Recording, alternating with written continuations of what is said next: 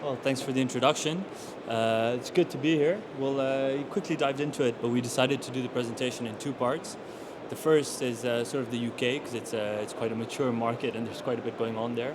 So we thought it would be good to sort of explain what's going on there and how they do it. And then because we're in Paris, we thought let's also dive into France. So I'm sort of a sales trader that handles all the renewable electricity and gas in the UK, and my colleague Alex does it in France. So we'll split this into two parts. The agenda is relatively simple. I'll dive a little bit into ACT so you guys understand why we're doing this presentation and what we do. And then for France and for UK, it'll be a pretty overall meeting that explains why the market is the way it is, where we see it in the future, how it's evolved, and what are the opportunities and threats around it. So ACT, just to give you a quick background, we started in 2009, mainly in the carbon market. Today we have three offices through which we handle the continent.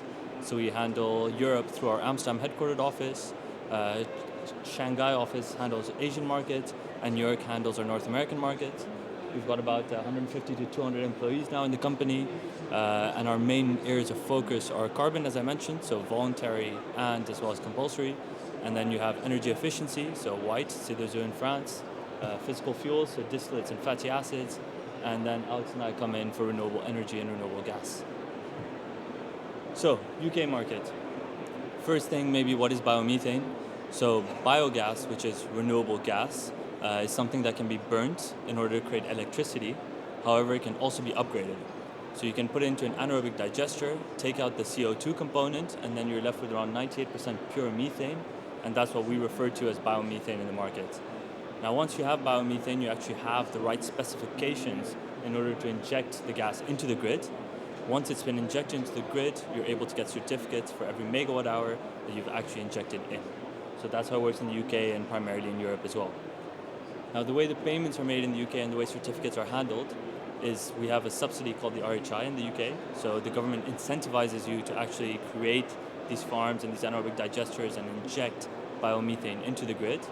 Once you've done so, you get a payment quarterly from the regulation. So they give you your payment for your subsidy.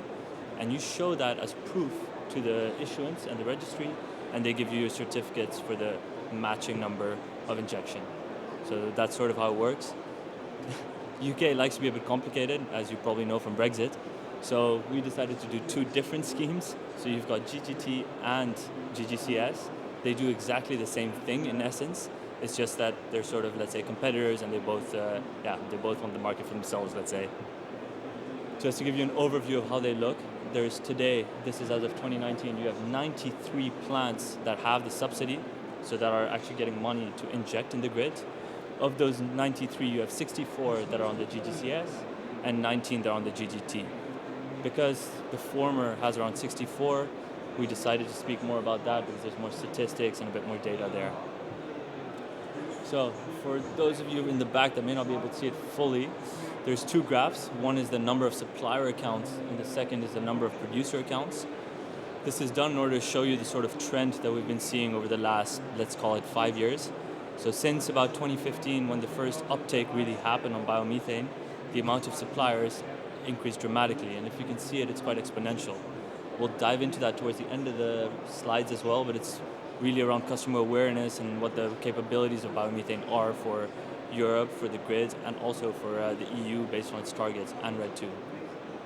For the producer accounts, you also see that back in 2011, 2012, there wasn't much subsidy. Then the government decided to incentivize people to really create biomethane, so we have more in our gas pipelines. And there in 2013, 2014, and 2015, you had quite a heavy subsidy payment that was being made. That sort of ended in around the 2017 area, which is why the increase that you see between 2015 and 2017 is not replicated in 2017 to 2019.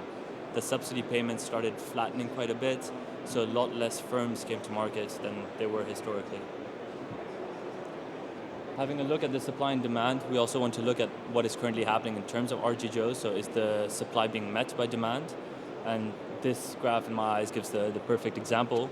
There's an insane amount of increase that has happened over the last year to 3 years, specifically in the last year.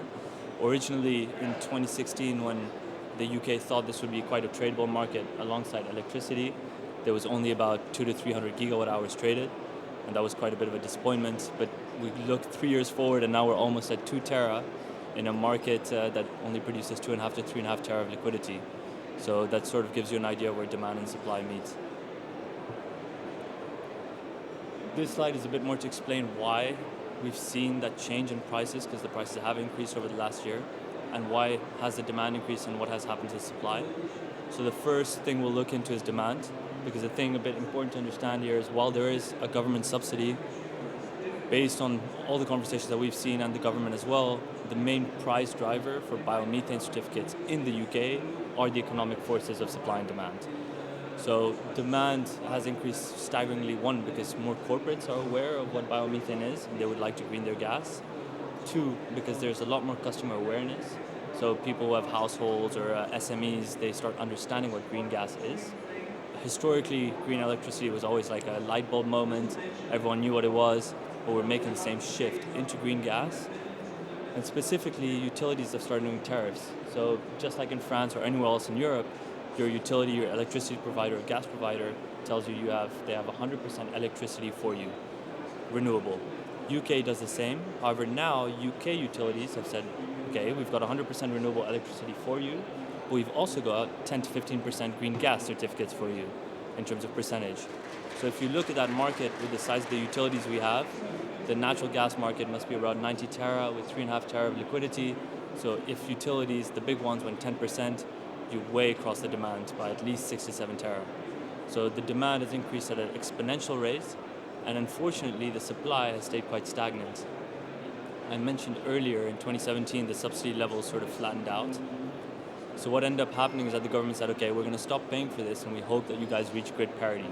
So grid parity of course means that you don't need the government to come in anymore and people are able to get enough interest on the ability to build and invest into a farm so that they can do this on their own and more farms come to market.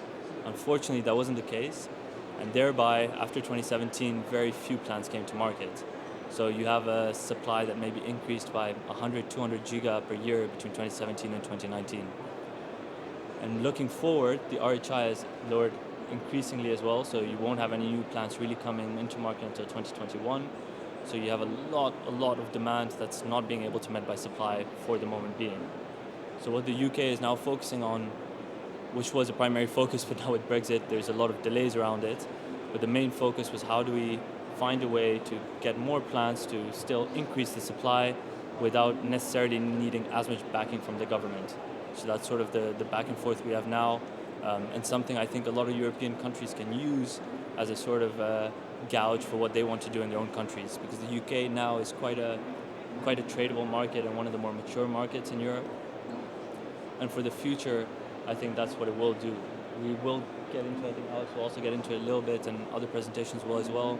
But based on what the EU targets are and looking at Brexit, there will be chance for cross-border trading. So you also want this market to have a lot more supply so that the rest of Europe can also benefit from the UK. I think that's quite a nutshell description of the UK and gives you an idea of what the market is like. I think more specifically for France, I'll hand it over to Alex so that he can give you a better dive into what's happening here in this country. Thank you.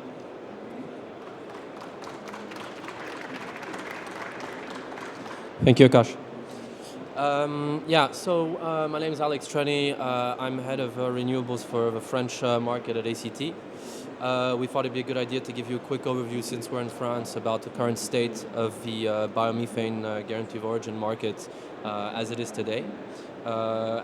It's, as you all know, it's quite a complicated market today, given the current state of things in terms of subsidies and so on. But I did want to give you a quick update on the current production, consumption, subsidies and so on that are currently affecting the French market, and as a result affecting consumers as well. So France has been, arguably quite slow in the development of biomethane in France. As we heard before, it started about 2011, with 2013 starting to issue guarantees of origin. The reason was that investment was pretty much inexistent until 2011, and it does take time for biomethane installations to get built. So, we're seeing here from the graph that GRDF put together that, there was about 14 to 20 gigs of production in 2013. And we see a very interesting exponential growth over years because we're seeing about 100% growth every year. 32 gigs in 2014, 82 in 2015, 215 in 2016, and so on. With 2019 expected to have about 1.2, 1.3 terawatt hours of production of biomethane in France, which is very promising because up to today, consumers have a very hard time accessing green gas. And as a result, with the increase of production, we're seeing an increase of consumption naturally as well. So, this graph is also quite interesting, let's say, because it gives you an idea of guarantees of origin which are created in comparison to guarantees of origin which are consumed. So, in the first years, of course, most of the guarantees of origin were completely consumed. And then as we go on, we see that some of them are not necessarily used. But in 2018, we see that there was a massive increase in the usage of guarantees of origin, which is really positive because, this represents about up to date, half of the production that went on in 2018, which is very, very positive. And we see that there's basically no guarantee of origin which goes expired today on the French market. So now, what I think is very interesting is to understand the consumption of biomethane in France by industry sector, because this is also heavily affected and impacted by what I will discuss later, which is the subsidies in France. So we see, first of all, on the graph that basically you have a strong usage of biomethane amongst the transport sector, which is here listed under carburant, because of certain subsidies which are in place, which facilitates the usage of biomethane amongst the transport sector, which is one of the sectors which is supposed to promote the usage of the biomethane industry in terms of guarantees of origin. But what I really like myself is when we look at the 2018 graph, we suddenly see a usage which is quite important, representing 12% amongst the industry, which would be classified as voluntary buyers, corporates, and so on, which is not something that we were seeing before, because we see collectivité, which is the sort of darker green percent. You see 42% in 2014. This is basically the public sector, so you'll have towns and so on, which have budgets to help promote renewable energy consumption. And so these people will also be buying biomethane amongst renewable electricity and so on. And so the transport and public sector has been promoting the usage of biomethane despite it being quite expensive. But we see now that with the increase of production and the leftovers of guarantees of origin from the years before as well, the corporate industry, such as the industry, as said here, is starting to actually consume biomethane, which is what we want. Because people like you and me who work in companies, these companies want to be able to green their energy consumption. So today, electricity is what people usually look to, but gas is also something that people want to green. And today it's been quite limited because of the tools that are given for the corporate buyers and so on to be able to consume French biomethane. So in terms of current access, which I list here, I don't know if all of you can see properly, but some of the issues which are put in place today which affect access to guarantees of origin for end buyers, voluntary buyers, and so on, is the fact that, for example, only the gas supplier in possession of a gas contract can redeem guarantees of origin for his client, thereby limiting consumers' sourcing options. This means that if I am in contract with, let's say, Engie, for example, I can only ask Engie to go and source me some biomethane, which means that if your gas supplier has a hard time sourcing biomethane, which would not be surprising given the low amounts of production per year, then an end client will simply not be able to consume biomethane, which is, slightly disappointing given that this is an industry which is growing and people want to be part of it. There's also the fact that there's little incentives for gas suppliers to work together, because when a gas supplier has a certain amount of guarantees of origin in his portfolio, it can be seen as a competitive advantage because they'll be able to offer guarantees of origin to their clients. And so as a result, different energy suppliers will probably not be so lenient to transact together in order to offer more liquidity to their own competition. And then there's also the famous 75% tax on the sale of guarantees of origin through the registry. So if Engie was to sell a biomethane guarantee of origin to Endesa, for example, a 75% tax would be deducted from the price of his guarantee of origin, which, long story short, means that the price of a GO on the market can be worth 4 times as much as the actual price that it's worth. Now, the consumption subsidies that affect the French market, which is very coherent to talk about today. There is the TICGN, which is in English the internal tax on consumption of natural gas.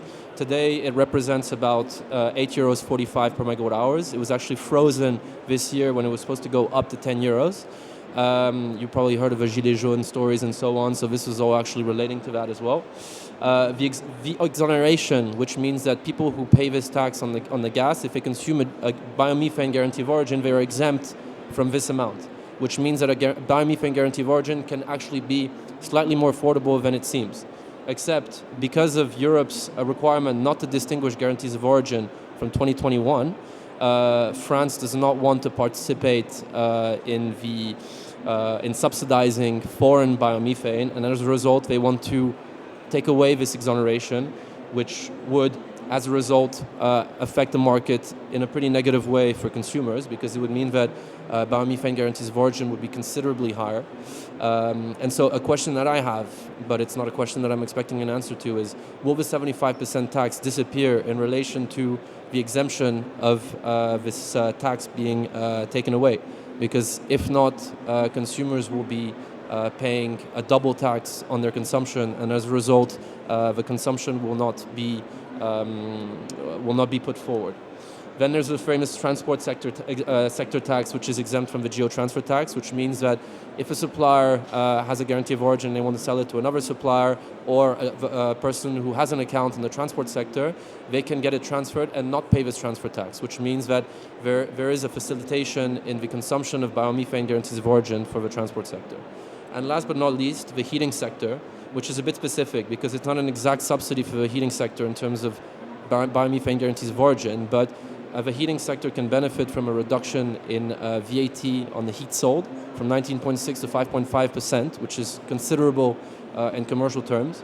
And usually heating companies may be faced with missing percentages in renewable energy to attain 50%, which they cannot do through guarantees of origin on electricity, and as a result can be taken to requiring some biomethane in their consumption mix in order to get above this 50%, and as a result get down to 5.5% VAT on the heat sold. That's it for today. Thank you very much for listening.